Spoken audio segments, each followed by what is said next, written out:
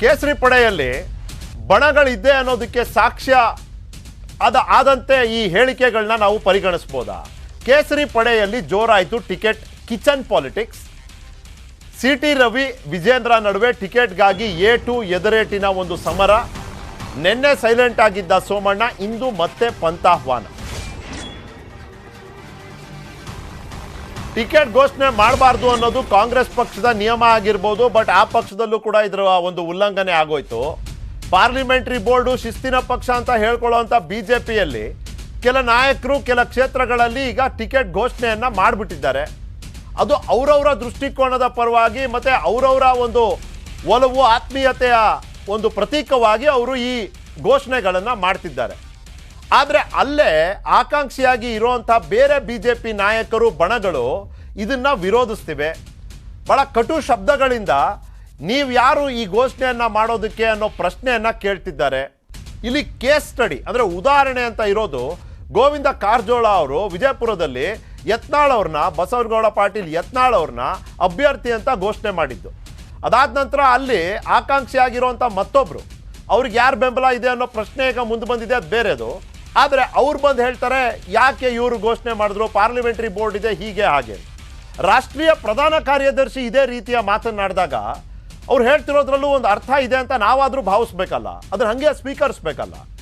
ಕೇಳ್ಬಿಡೋಣ ಯಾರ್ಯಾರು ಈ ವಿಷಯಕ್ಕೆ ಸಂಬಂಧಪಟ್ಟಂತೆ ಏನೇನು ಹೇಳಿದ್ದಾರೆ ಅಂತ. ಕಿಚನ್ ನಲ್ಲಿ ಆಗಲ್ಲ, ಕೇವಲ ಮಕ್ಕಳು ಅನ್ನೋ ಕಾರಣಕ್ಕೆ ಟಿಕೆಟ್ ಸಿಗಲ್ಲ. ಕೇವಲ ಮಕ್ಕಳು ಅನ್ನೋ ಕಾರಣಕ್ಕೆ ಟಿಕೆಟ್, ಆ ಟಿಕೆಟ್ ಕೊಡುವ ನಿರ್ಣಯ ಅವ್ರ ಮನೇಲಿ ತೀರ್ಮಾನ ಆಗಲ್ಲ.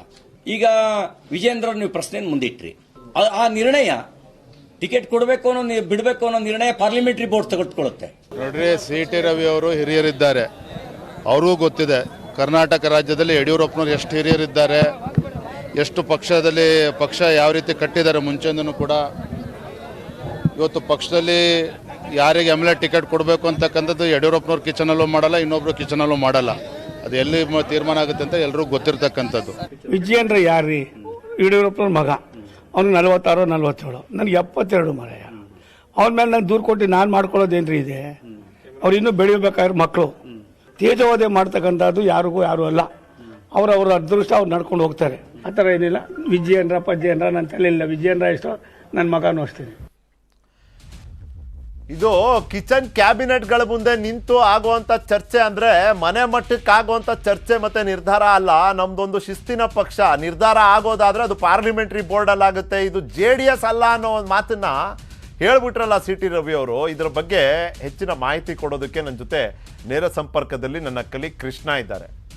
ಕೃಷ್ಣ, ಇದು ಚರ್ಚೆ ಶುರು ಆಗಿದ್ದು ಎಲ್ಲಿಂದ? ನಮಗೆ ಗೊತ್ತಿರೋ ಹಾಗೆ ಒಂದು ಉದಾಹರಣೆಯಾಗಿ ನಾನು ಆಗಲೇ ಉಲ್ಲೇಖಿಸಿದಂತೆ ಗೋವಿಂದ ಕಾರಜೋಳ ಒಂದು ಘೋಷಣೆ ಮಾಡ್ತಾರೆ. ಹಾಗೆ ನೋಡಕ್ ಹೋದ್ರೆ ಯಡಿಯೂರಪ್ಪನವರು ವರ್ಷದಿಂದನೇ ಘೋಷಣೆ ಮಾಡಿದ್ರು ಶಿಕಾರಿಪುರದಿಂದ ಮುಂದಿನ ಅಭ್ಯರ್ಥಿ ವಿಜೇಂದ್ರ ಅವರು ಅಂತ. ಅಂದ್ರೆ ಈ ಘೋಷಣೆಗಳಿಂದ ಅಥವಾ ಇದರಿಂದ ಘೋಷಣೆನಾ ಅಂತ?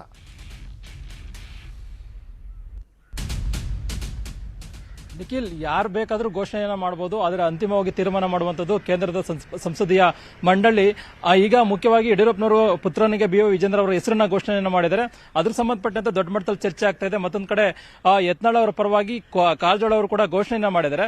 ಆದ್ರೆ ಈಗ ಚರ್ಚೆ ಆಗ್ತಾ ಇರುವಂತದ್ದು ಕಿಚನ್ ಪಾಲಿಟಿಕ್ಸ್ ಅನ್ನುವಂಥದ್ದು. ಅಂದ್ರೆ ತಮ್ಮ ಯಾವುದೋ ಒಂದು ಮನೆಯಲ್ಲಿ ಕುಳಿತುಕೊಂಡು ಟಿಕೆಟ್ ಫೈನಲ್ ಮಾಡುವಂತದ್ದಲ್ಲ, ಅದೇನಿದ್ರು ಕೂಡ ಕೇಂದ್ರದ ಸಂಸದೀಯ ಮಂಡಳಿ ಮಾಡುವಂಥದ್ದು ಅನ್ನುವಂಥದ್ದು. ಈಗಾಗಲೇ ಹೈಕಮಾಂಡ್ ನಾಯಕರು ಕೂಡ ಮುಖ್ಯವಾಗಿ ಇಷ್ಟು ದಿನಗಳ ಕಾಲ ಯಾವುದೇ ಚುನಾವಣೆ ಆದ್ರೂ ಕೂಡ ಒಂದಷ್ಟು ನಾಯಕರ ಪರವಾಗಿ ನಾಯಕರು ಮುಖಾಂತರವಾಗಿ ಒತ್ತಡವನ್ನು ಹಾಕೋದ್ರ ಮುಖಾಂತರವಾಗಿ ಟಿಕೆಟ್ ಅನ್ನು ಪಡ್ಕೊಳ್ತಾ ಇದ್ರು. ಆದ್ರೀಗ ಎಲ್ಲವೂ ಕೂಡ ಹೈಕಮಾಂಡ್ ಮಟ್ಟದಲ್ಲೇ ಕೂಡ ಎಲ್ಲ ಕೂಡ ನಿರ್ಧಾರ ಆಗ್ತಾ ಇರುವಂತದ್ದು. ಏನೇ ಇದ್ರೂ ಕೂಡ ಹೈಕಮಾಂಡ್ ಮಟ್ಟದಲ್ಲೇ ತೀರ್ಮಾನ ಆಗುವಂತದ್ದು. ಆದ್ರೀಗ ಸಿ.ಟಿ. ರವಿ ಮತ್ತೆ ವಿಜೇಂದ್ರ ನಡುವೆ ದೊಡ್ಡ ಮಟ್ಟದಲ್ಲೇ ಒಂದು ರೀತಿ A2 ಮತ್ತೆ ಎದುರಿಟ್ಟು ದೊಡ್ಡ ಮಟ್ಟದಲ್ಲಿ ಶುರುವಾಗಿರುವಂತದ್ದು. ಮತ್ತೊಂದು ಕಡೆ ಸೋಮಣ್ಣ ಅವರು ಕೂಡ ಈ ಒಂದು ವಿಚಾರ ಹುಟ್ಟು ಹಾಕೊಂಡಿದ್ದೆ ಸೋಮಣ್ಣ ಅವರ ವಿಚಾರ ಇದೆ ಅಂತ ಹೇಳ್ಬೋದು. ಯಾಕಂದ್ರೆ ಸೋಮಣ್ಣ ಅವರು ಯಾವಾಗ ಕಾಂಗ್ರೆಸ್ ಸೇರ್ತಾರೆ ಅದಕ್ಕೆ ಕಾರಣ ಏನು ಅನ್ನೋ ಒಂದು ವಿಚಾರ ಚರ್ಚೆಗೆ ಬಂದಂತ ಸಂದರ್ಭದಲ್ಲಿ ಸೋಮಣ್ಣ ಅವರಿಗೆ ಮತ್ತೆ ಪುತ್ರನಿಗೆ ಟಿಕೆಟ್ ಕೊಡಬೇಕು ಅನ್ನೋ ವಿಚಾರ ಚರ್ಚೆ ಶುರು ಆದ ನಂತರವಾಗಿ ಅದೇ ರೀತಿಯಾಗಿ ಅಂದ್ರೆ ಮಕ್ಕಳಿಗೆ ಟಿಕೆಟ್ ಅನ್ನು ಕೊಡಬೇಕಾ ಅನ್ನೋ ಒಂದು ವಿಚಾರ ಶಿಕಾರಿಪುರಕ್ಕೆ ಹೋಗಿ ಅದಾದ ನಂತರವಾಗಿ ಸಿ.ಟಿ. ರವಿ ಅವರ ವಿಚಾರ ಈಗ ಬಂದು ತಲುಪಿರುವಂತದ್ದು.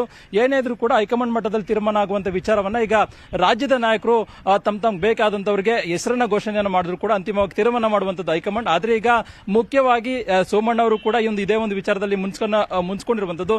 ಯಾಕಂದ್ರೆ ತಮ್ಮ ಮಗನಿಗೆ ಟಿಕೆಟ್ ಸಿಗ್ಲಿಲ್ಲ ಅಂತಂದ್ರೆ ಬೇರೆಯವ್ರ ಮಕ್ಕಳಿಗೂ ಕೂಡ ಟಿಕೆಟ್ ಸಿಗಬಾರ್ದು ಅನ್ನೋ ಒತ್ತಾಯವನ್ನ ಮಾಡ್ತಿದ್ದಾರೆ. ಅಂದ್ರೆ ರಾಜ್ಯ ಬಿಜೆಪಿಯಲ್ಲಿ BY ವಿಜೇಂದ್ರ ಅವರಿಗೆ ಟಿಕೆಟ್ ಕೊಡಬಾರ್ದು ಅನ್ನುವಂಥದ್ದು ಒಂದು ಮಟ್ಟದಲ್ಲಿ ಸೋಮಣ್ಣ ಅವರ ಮಕ್ಕಳಿಗೆ ಈ ಒಂದು ವಿಚಾರ ಪ್ರಸ್ತಾಪವನ್ನು ಮಾಡಿದ್ರೆ BY ವಿಜೇಂದ್ರ ಅವ್ರಿಗೂ ಕೂಡ ಟಿಕೆಟ್ ಸಿಗಬಾರ್ದು ಅನ್ನೋದು ಕೂಡ ಒಂದು ಟೀಮ್ ನಲ್ಲಿ ಚರ್ಚೆ ಆಗ್ತಾ ಇದೆ. ಅದೇನೇ ಇದ್ರೂ ಕೂಡ ಈಗ ಮುಖ್ಯವಾಗಿ ಕಿಚನ್ ಪಾಲಿಟಿಕ್ಸ್ ಅನ್ನುವಂಥದ್ದು ರಾಜ್ಯ ಬಿಜೆಪಿಯಲ್ಲಿ ದೊಡ್ಡ ಮಟ್ಟದಲ್ಲಿ ಚರ್ಚೆಗೆ ಗ್ರಾಸವಾಗಿರುವಂತದ್ದು. ಒಂದ್ ಕಡೆಗೆ CT ರವಿ, ಮತ್ತೊಂದ್ ಕಡೆ BY ವಿಜೇಂದ್ರ, ಇನ್ನೊಂದ್ ಕಡೆ ಸೋಮಣ್ಣ. ಇವತ್ತು BY ವಿಜೇಂದ್ರ ಅವರನ್ನ ಏಕೈಕ ಅಂದ್ರೆ ಬಹಿರಂಗವಾಗಿನೇ ಯಾರು BY ವಿಜೇಂದ್ರ ಒಂದು ಪ್ರಶ್ನೆಯನ್ನು ಕೂಡ ಮಾಡಿದ್ದಾರೆ. ಅಂದ್ರೆ ತಮ್ಮ ಮಗ ಇಂಪಾರ್ಟೆಂಟ್ ಅಂದ್ರೆ ವಿಜೇಂದ್ರಗಿನ್ನ ನನ್ನ ಮಗ ಅರುಣ್ ಸೋಮಣ್ಣ ಅವರೇ ದೊಡ್ಡ ವಯಸ್ಸಿನಲ್ಲಿರುವಂತವ್ರು ಅನ್ನೋ ಹೇಳಿಕೆಯನ್ನು ಕೊಡೋದ್ರ ಮುಖಾಂತರವಾಗಿ ಒಂದು ತಿರುಗೇಟನ್ನ ಕೊಟ್ಟಿದ್ದಾರೆ. ರೈಟ್ ಕೃಷ್ಣ, ಧನ್ಯವಾದ ನಿಮ್ಮ ಸಮಯ ಮತ್ತೆ ಆ ಮಾಹಿತಿಗಾಗಿ. ಇಲ್ಲಿ ಪ್ರಶ್ನೆ ಇರೋದು ಟಿಕೆಟ್ ಯಾರು ಘೋಷಣೆ ಮಾಡಿದ್ರು ಅಂತಲ್ಲ, ಯಾರಿಗೆ ಘೋಷಣೆ ಮಾಡಿದ್ರು ಅನ್ನೋದು ಒಂದು.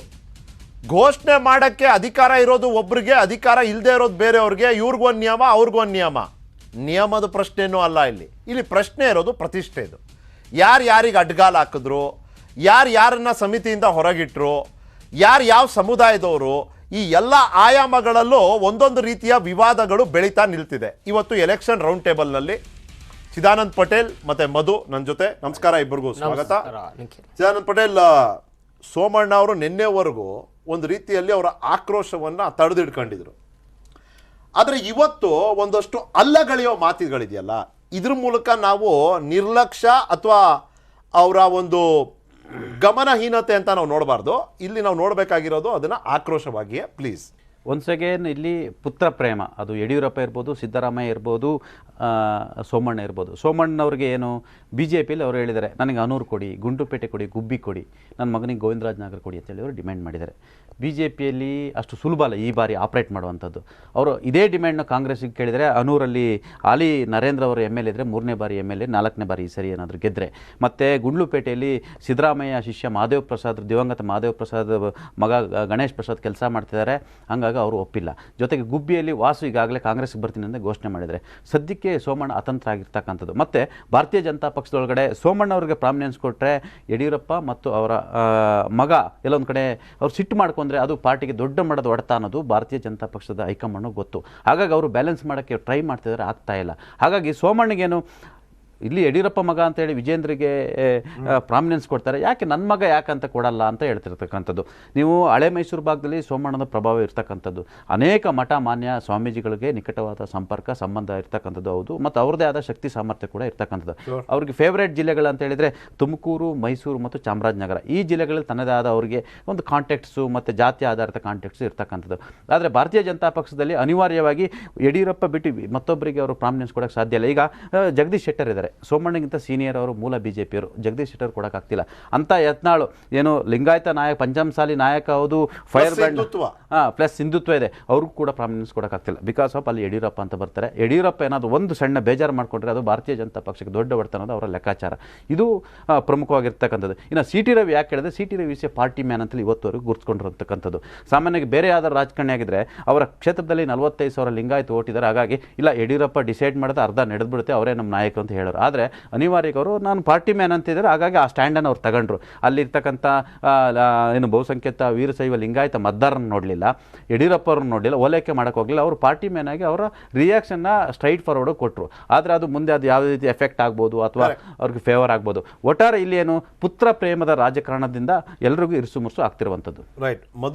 ಮಧು, ಇದನ್ನ ನಾವು ಹಳೆ ಮೈಸೂರು ಸೋಮಣ್ಣ ಅಂತ ನೋಡ್ಬೇಕಾ, ಅಥವಾ ಲಿಂಗಾಯತ ಸಮುದಾಯ ಅಲ್ಲೊಬ್ರು ಅಪ್ಪ ಮಗ ಕಪಲ್ಲು, ಇಲ್ಲೊಂದು ಅಪ್ಪ ಮಗನ ಕಪಲ್ಲು, ಹಿಂಗೆ ನೋಡ್ಬೇಕಾ? ಈ ಸ್ಪರ್ಧೆ ಮತ್ತೆ ಪ್ರತಿಸ್ಪರ್ಧೆ ಆಗ್ತಿರೋದು ಎಲ್ಲೆಲ್ಲಿಂದ ಅಂತ? ಈಗ ನೋಡಿ, ಸ್ಪರ್ಧೆ ಮತ್ತು ಪ್ರತಿಸ್ಪರ್ಧೆ ಎರಡೂ ವಿಚಾರದಲ್ಲಿ ನೋಡೋದಾದರೆ, ಈಗ ಕಳೆದ 1 ವರ್ಷದ ಹಿಂದಿನ ಪರಿಸ್ಥಿತಿ ಬೇರೆ ಇತ್ತು, ಮತ್ತು ಮುಂದಿನ ವರ್ಷದ ಪರಿಸ್ಥಿತಿ ಏನಿರುತ್ತೆ ಅಂತ ಯಾರು ಊಹೆ ಮಾಡೋಕ್ಕಲ್ಲ. ಆದರೆ ಈ ಚುನಾವಣಾ ವರ್ಷದಲ್ಲಿ ಯಡಿಯೂರಪ್ಪ ಮತ್ತು ವಿಜಯೇಂದ್ರ BJP ಪಾಲಿಗೆ ಬಿಸಿ ತುಪ್ಪ ಅಂತೂ ಆಗಿದ್ದಾರೆ. ತುಪ್ಪ ಬೇಕು, ಆದರೆ ನುಂಗಕ್ಕಾಗ್ತಾ ಇಲ್ಲ. ನುಂಗಿದ್ರೆ ಸೈಡ್ ಎಫೆಕ್ಟ್ಸ್ ಇದೆ.